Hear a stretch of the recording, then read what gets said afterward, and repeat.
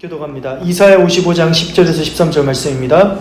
이는 비와 눈이 하늘로부터 내려서 그리로 되돌아가지 아니하고 땅을 적셔서 소출이 나게 하며 싹이 나게 하여 파종하는 자에게는 종자를 주며 먹는 자에게는 양식을 줌과 같이 내 입에서 나가는 말도 이와 같이 헛되이 내게로 되돌아오지 아니하고 나의 기뻐하는 뜻을 이루며 내가 보낸 일을 형통함이니라. 너희는 기쁨으로 나아가며 평안히 인도함을 받을 것이요 산들과 언덕들이 너희 앞에서 노래를 바라고 들의 모든 나무가 손뼉을 칠 것이며 잣나무는 가시나무를 대신하여 나며 화석류는 찔레를 대신하여 날 것이라.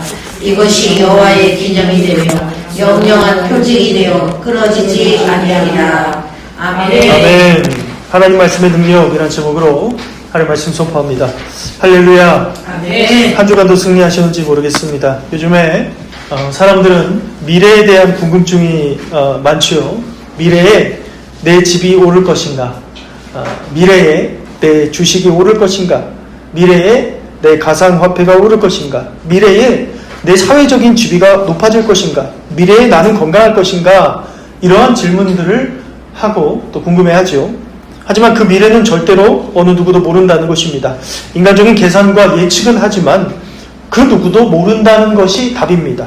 그러나 미래에 대한 답을 알 수 있는 유일한 통로가 있는데요. 그것은 바로 하나님의 말씀이라는 것입니다. 하나님의 말씀은 반드시 성취된다는 것이죠. 하나님 말씀이라는 것은 우리가 살아가는 인간의 삶과 땅의 것들을 말하는 것이 아니죠. 하나님 말씀이라는 것은 영적인 것, 죽음 이후의 미래에 대해서 말씀하고 있는 것입니다. 하나님 말씀의 미래의 답은 구원이라는 것이죠. 죽어서 나는 천국에 가는가 지옥에 가는가의 문제이죠. 사람들은 이 땅의 미래에 대해서는 많이들 궁금해하는데 죽음 이후의 미래에 대해서는 궁금해하지 않는 것입니다. 죽음 이후의 미래가 영적인 세계의 미래인 것이죠. 예수님 믿으면 구원을 받고 예수님을 믿지 않으면 지옥에 가는 것입니다. 뿐만 아니라 예수님께서 마지막 때에 나타날 징조의 미래에 대해서도 예언하셨죠. 마태복음 24장의 말씀입니다. 저 그리스도 거짓 선지자들이 많이 나타난다고 예언했고요. 이단 사이비가 극성을 부린다고 말씀하고 있습니다. 전 세계적으로 전쟁이 일어나고 자연재해가 곳곳에 일어납니다.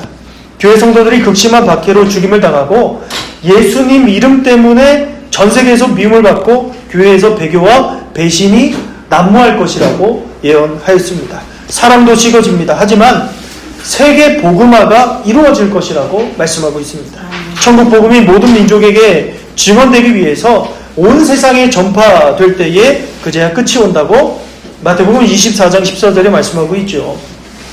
예수님의 재림의 순간에 해가 어두워지고 달이 빛을 내지 아니하고 별들이 하늘에서 떨어지고 하늘의 권능들이 흔들린다고 예언하고 있습니다. 그때에 예수님의 징조가 하늘에서 보이고 땅의 모든 족속들이 통곡하며 그들 모두가 예수님이 구름을 타고 능력과 큰 영광으로 오는 것을 보게 될 것이라고 예언하고 있습니다. 예수님께서 성도를 향해서 두 가지의 핵심 당부의 말씀하셨는데요. 첫 번째는 끝까지 견디는 자는 구원을 얻으리라. 두 번째는 깨어있으라. 어느 날에 너희 주가 임하는지 너희가 알지 못함이니라. 이스라엘 백성도 이사야 선지자를 통해서 예언의 말씀을 들었지요. 오늘 본문 말씀의 핵심은 바벨론 포로 생활을 하던 이스라엘 백성들에게 하나님의 말씀이 가진 절대적인 능력에 대해서 말씀하고 있는 것입니다. 장차 임할 회복의 기쁨을 약속하고 있는 것이죠. 하나님의 말씀은 절대적인 성취력이 있습니다. 오늘 본문에 이사야 선지자는 자연의 법칙과 영적 법칙을 비유로 말씀하고 있지요. 하늘에서 내린 비와 눈은 그냥 사라지지 않고 땅 깊숙이 스며들어 싹을 틔우고 농부에게는 내년에 심을 씨앗을 굶주린 자에게는 오늘 먹을 양식을 주는 확실한 결과물을 만들어낸다고 말씀하고 있습니다. 이처럼 하나님의 입에서 선포된 말씀도 이 자연계의 원리처럼 결코 무의미하게 허공으로 사라지거나 헛되이 되돌아가지 않는다고 말씀하고 있죠. 하나님 말씀은 절대적인 영향력을 미친다는 것입니다. 하나님께서 계획하시고 기뻐하시는 뜻을 역사 속에서 그대로 재현하신다는 것이죠. 실현하신다는 것이죠. 하나님의 말씀이 보내어진 모든 신앙의 역사적 과업이 반드시 형통하게 성취한다고 말씀하고 있는 것입니다. 하나님 입에서 나가는 말은 반드시 성취되지요. 하나님께서 기뻐하시는 뜻은 반드시 이루어집니다. 하나님께서 보내신 일은 반드시 형통하게 된다는 것입니다. 그러니까 우리가 형통하고 반드시 이루어지고 성취되어 있는 일을 보기 위해서는 하나님께 기도 응답을 받아야 된다는 것입니다.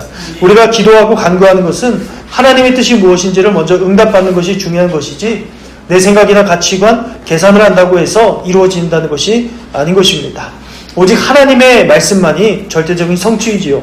하늘에서 비가 내리고요, 눈도 내립니다. 땅이 스며들어서 싹을 틔우며 곡식이 자라납니다. 자연 법칙은 당연한 법칙이에요. 해가 뜨고 지게 되고요, 낮이 오고 반드시 밤이 옵니다. 밤이 지나면 반드시 낮이 옵니다. 자연의 법칙은 변하지 않는 법칙인 것처럼 하나님의 말씀도 자연 법칙처럼 반드시 이루어진다는 것입니다. 하나님께서 계획하시고 성취하시겠다고 하면 그대로 이루어지는 것이죠. 하나님 말씀에 응답받는 것, 하나님 뜻의 인도하심을 받는 것이 제일 중요합니다. 내 생각과 욕심이 아니라 하나님의 뜻에 응답 받아야 한다는 것입니다. 우리가 자녀를 결혼시키든 내가 결혼 선택을 하든 나의 인간적인 계산이 있지 않습니까? 하나님의 뜻을 구하기보다는 내가 눈에 보기 좋은 것을 선택하게 되는 것이죠. 하나님께 응답받아야 한다는 것입니다. 내 진로이든 어떤 경제적인 선택이든 사람을 만드는 직장일을 하든지 간에 하나님께 매 순간 응답을 받아야 한다는 것입니다. 그래서 미국의 위대한 대통령이었던 링컨 대통령은 그의 대통령 집무실에 기도실이 있었다고 하지 않습니까? 인생에서 우리가 알 수도 없고 해결할 수 없는 수많은 문제들이 많이 있죠. 하나님께 무릎 꿇고 기도 응답을 받아야 되는 것입니다. 인생의 진정한 기쁨과 평안은 하나님 말씀의 성취에 있죠. 성경에 이사야가 예언을 할 때에 이스라엘 백성들은 바벨론 포로 생활 속에서 억압과 고통 가운데 있었습니다. 바벨론 포로 생활 가운데 하나님의 말씀이 성취되어서 이스라엘이 다시 나라가 재건될 것이라는 하나님의 말씀을 예언하기에 더 이상 이스라엘 백성들은 두려움과 불안에 떨지 않았다고 말씀하고 있습니다. 당당하게 기쁨으로 나아가고 하나님의 세밀한 평안함에 인도함을 받으며 전진하였다는 것입니다. 기쁨과 평안은 내 삶의 환경과 조건이 바뀌어지는 것이 아니라 하나님의 말씀을 통해서 그 말씀이 내 삶에 성취될 것이라는 믿음에서부터 나오게 되는 것입니다. 이스라엘 백성들은 하나님의 말씀이 예언한 다음 날에 바로 이스라엘이 해방되고 독립되지 않았죠. 오랜 세월을 견뎌야 했습니다. 보수적으로는 오늘 말씀 이사야 55장 이스라엘이 독립될 것이다, 이 말씀이 나온 뒤에 160년이 지나고 독립이 됐다 그래요. 예. 어떤 관점에서는 한 1년에서 2년 뒤에 독립됐다 라고 하지만 오랜 세월을 견뎠다는 거예요.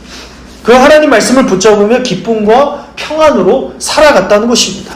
하나님 말씀에 응답이 되어져도 내 세대 때 응답이 되지 않을 수도 있다는 거예요.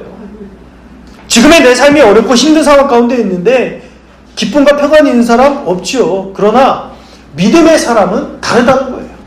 하나님 말씀에 응답을 받고 이미 기쁨과 평안이 임하는 거예요. 나 때는 응답받지 못하더라도 내 자녀의 때에는 응답받겠지. 내 자녀의 때에는 아니더라도 내 손주의 때에는 응답받겠지. 그런 믿음으로 나아가는 거예요. 이미 확정된 미래를 성취했다고 생각하며 소망 가운데 평안 가운데 살아가는 것입니다. 내 삶이 너무나도 힘들고 고통스러운 상황 가운데 있다고 할지라도 하나님께서 지금 이 순간 미래의 성취를 예정해 놓으셨다는 굳건한 믿음으로 오늘 나는 기뻐하는 거예요. 오늘 나는 평안한 거예요. 이스라엘의 구원뿐만 아니라 온 대자연이 들썩인다고 말씀하고 있어요. 오늘 날씨가 정말 덥죠. 40도까지 육박한다고 이야기하는데요. 이 하나님 말씀을 자세히 들여다보면 인간의 구원을 자연과 무관한 것으로 말씀하지 않습니다. 인간의 구원은요, 온 우주 만물, 자연과 굉장히 밀접하게 연관되어 있다는 거예요. 그래서 오늘 이사야 말씀에 뭐라고 말씀하고 있습니까? 거대한 산들과 언덕들이 백성들 앞에서 합창하듯 노래를 부른다고 말씀해요. 들판에 서 있는 모든 나무가 바람에 흔들리며 마치 손뼉을 치듯 환호한다고 말씀합니다. 이스라엘 백성들이 독립이 되면, 구원을 받으면 온 자연이 손뼉치며 나무들이 바람 흔들리며 박수친다고 말씀합니다. 하나님의 구원은 인간의 구원을 넘어서 온 우주적 기쁨이라고 말씀하고 있는 것입니다. 성경은 인간과 자연을 분리된 존재로 보지 않고 하나의 운명 공동체로 바라보고 있죠. 성경에서 인간이 죄를 지으면 그 인간이 살아가던 땅도 함께 저주를 받으러 황폐해진다고 성경 어디에 말씀하고 있죠? 창세기 3장 말씀해요. 예. 인간이 죄를 지으니까, 아담이 죄를 지으니까 땅이 황폐해져서 가시덤불이 생기고, 너는 죽을 때까지 아담에게 뭐라고 했습니까? 예. 너는 죽을 때까지 땀 흘려서 땅을 일구면서 그래야 먹고 살 수 있다. 이렇게 성경에 말씀하죠. 이스라엘이 죄를 지어서 포로로 잡혀갔을 때 약속의 땅 예루살렘도 거친 황무지와 가시덤불로 변했다고 말씀하고 있는 거예요. 인간이 죄를 용서받고 구원받아서 돌아온다는 것도 이 자연도 저주에서 풀려나서 원래의 아름다운 창조의 목적대로 회복된다는 것을 뜻하는 것입니다. 아멘. 하나님 말씀의 성취만이 진정한 기쁨이고 평안이라는 거예요. 하나님 말씀으로 황폐함에서 영광으로 역전된다고 말씀하는데요. 고통과 저주, 황폐함을 상징하는 오늘 이사야 말씀 뭐라고 했습니까? 가시나무와 찔레가 영원히 사라질 것이다 말씀하고 있습니다. 아멘. 그 자리에 푸르고 고든 생명력의 잣나무가 돋아나고 은은한 향기와 아름다운 꽃을 피우는 화석류가 대신 자라날 것이라고 말씀하고 있습니다. 메말랐던 삶의 자리가 풍요롭고 아름다운 나군으로 완전히 뒤바뀌는 역전이 일어나는 것입니다. 우리가 회개하고 우리 대한민국이 회개하고 하나님 앞으로 나가면 어떻게 돼요? 자연 환경도 좋아지는 거예요. 날씨도 좋아진다 이 말인 거예요. 그 말씀인 거예요. 가시밭이 울창한 숲과 정원으로 병한 이 기적적인 변화, 하나님께서 친히 행하신 구원의 생생한 표징이 될 것이다. 기념비가 될 것이다. 이렇게 말씀하고 있습니다. 이 나라와 민족이 복을 받는다. 우리 가정이 복을 받는다. 내 삶이 복을 받는다는 건 무엇입니까? 자연도 복을 받는 거예요. 우리가 어떻습니까? 자연재해가 일어나고 지진이 일어나고 홍수가 일어나고 날씨가 더워지고 어떻습니까? 기도해야 될 때라는 거예요. 다시 하나님 앞에 나아갈 때라는 것입니다. 놀라운 회복의 역사가 영원한 표징이 되어서 끊어지지 않는 그 하나님의 말씀이라고 이야기하고 있습니다.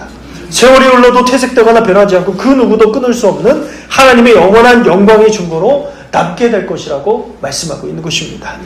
하나님께서는 나라와 역사, 개인의 인생을 바꾸실 뿐만 아니라 황폐했던 자연 환경을 생명력이 있는 아름다운 자연으로 바꾸신다고 말씀해요. 날씨가 덥죠. 지구온난화 얘기하죠. 하나님께서 바꾸시면 그냥 바꾸는 거예요. 홍해를 가르시는 하나님께서 뭐든 못하시겠습니까? 인간의 노력도 중요합니다. 잘 관리하는 것도 중요하지만 하나님께 복을 받아야 된다는 거예요. 나라의 문제, 개인의 삶의 어려움, 자연환경의 황폐함, 수많은 문제들을 우리가 겪으면서 살아가고 있지만 우리가 핵심적으로 살펴봐야 될 것, 세상 사람들이 이런 세상 사람들이 알아서 하게 냅두고 우리가 해야 되는 거, 핵심 키가 뭐냐? 제일 중요한 거, 국가와 인간이 겪는 모든 문제들, 자연환경의 제한들 모두 인간의 죄의 결과라는 거예요. 그러니까 성경을 잘 봐야 됩니다. 인간의 죄 때문에 모든 문제들이 다 파생적으로 일어나는 거예요. 땅이 황폐하게 된 거 아담의 죄에서부터 시작해요. 나라가 망하고 가족과 개인의 삶이 절망으로 빠지고 자연환경이 파괴되는 거 인간의 죄라는 것을 분명하게 알아야 된다는 것입니다. 오늘 이사야 말씀을 통해서 알 수 있습니다. 인간의 죄 때문에 나라가 흔들리고 또 가족과 개인의 삶이 무너지며 자연환경이 걷잡을 수 없이 황폐해가고 메말라가는 것입니다.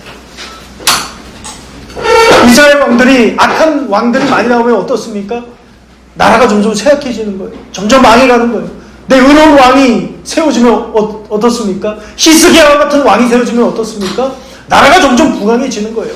다시 세워지는 거예요. 성전이 세워지고 하나님의 나라가 세워진다는 거예요. 그러니까 이 모든 것들을 다시 세우시고 일으키는 주체가 누구니까? 사람이 아니라는 거예요. 하나님께서 다윗을 세우시고 솔로몬을 세우시고 모세를 세우시고 또 신약시대에는 사도들을 세우시고 교회의 지도자를 세우신다는 거예요. 하나님 말씀의 성취를 통해서 교회가 세워지고 나라가 세워지고 가정이 세워질 줄로 믿습니다. 그리함으로 개인의 삶이 회복되고 자연환경이 막 풍요로워진다는 거예요. 그래서 오늘 주일도 여러분 하나님의 말씀만을 붙잡아야 될 줄로 믿습니다. 아멘. 하나님께서 세우셔야 되는 거예요. 그래서 회개하고 이 시간 하나님 앞에 나왔잖아요. 네, 주일날 하나님 앞에 나가셨잖아요. 네, 그 우리 교회 또 우리나라, 우리 가정, 내 인생, 우리 대한민국 국토 강산을 지켜달라고 기도하는 것입니다. 말씀을 정리하겠습니다. 비와 눈이 하늘에서 내려 땅을 적시고 생명을 틔운 뒤에야 다시 하늘로 올라가듯 하나님의 입에서 나온 말씀도 결코 무의미하게 사라지지 않는다는 것입니다. 하나님의 뜻은 반드시 성취된다는 것을 기억하시길 바랍니다. 하나님 말씀대로 이스라엘 백성들은 바벨론 포로에서 기쁨과 평안 가운데 돌아오게 될 것이며 온 자연도 이 구원의 감격을 노래하며 환호할 것이라고 예언합니다. 황폐했던 땅에는 가시나무와 찔레 대신 상록수인 잠나무와 화석류가 자라나며 이 놀라운 변화는 하나님의 영원한 구원의 증거인 표징으로 남게 될 것이라고 말씀합니다. 하나님이 이스라엘을 구원하고 자연들이 대자연이 기뻐했다. 그 표징, 영원한 표징이 무엇이냐? 대자연이 회복된다는 거예요. 우리 교회, 이 나라, 내 가정, 내 인생, 그리고 우리 자연 환경이 아름답고 풍요롭기 위해서는 오직 하나님만을 붙드는 것밖에 없습니다. 하나님 말씀밖에 없습니다. 이것을 기억하면서 이번 한 주도 하나님 말씀 붙들며 기도 응답 받으며 승리하는 주의 백성들, 하나님의 자녀들 다 되시기를 주의 이름으로 축원합니다.